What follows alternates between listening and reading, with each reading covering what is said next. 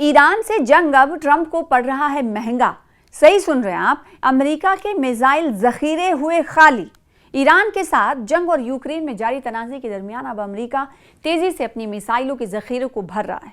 अमेरिकी महकमे दिफा ने मिसाइल की पैदावार बढ़ाने के लिए अरबों डॉलर खर्च करने का फैसला किया है।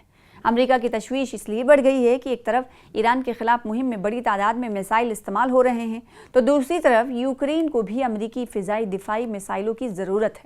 अमेरिका टोमाहॉक क्रूज मिसाइलों के लिए तकरीबन 22.9 बिलियन डॉलर की बड़ी रकम खर्च करने जा रहा है। टोमाहॉक अमेरिका के तवील फासले तक मार करने वाले क्रूज मिसाइलों में से एक है। इसे समंदर में मौजूद जंगी जहाज़ों और आबदूजों से लॉन्च किया जा सकता है, सबमरीन से लॉन्च किया जा सकता है। ईरान के खिलाफ जारी मुहिम में इन मिसाइलों के इस्तेमाल से अमेरिकी ज़ख़ीरे पर दबाव बढ़ गया है।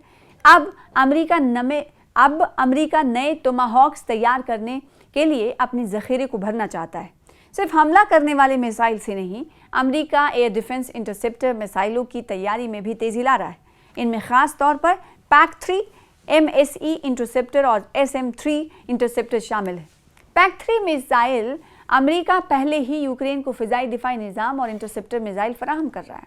रूसी मिसाइल और ड्रोन हमलों का मुकाबला करने के लिए यूक्रेन में अब हथियारों की बहुत ज़्यादा मांग है।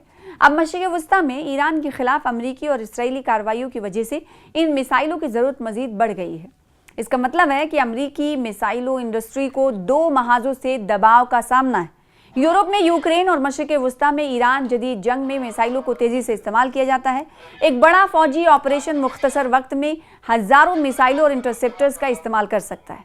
मसला यह है कि जदीद तरीन मिसाइल रातों रात तैयार नहीं किए जा सकते। इन्हें खुसूसी फैक्ट्रियों, इलेक्ट्रॉनिक पुर्ज़ों और इंजनों, सेंसर्स और तरबियत याफ्ता एहलकारों की ज़रूरत होती है।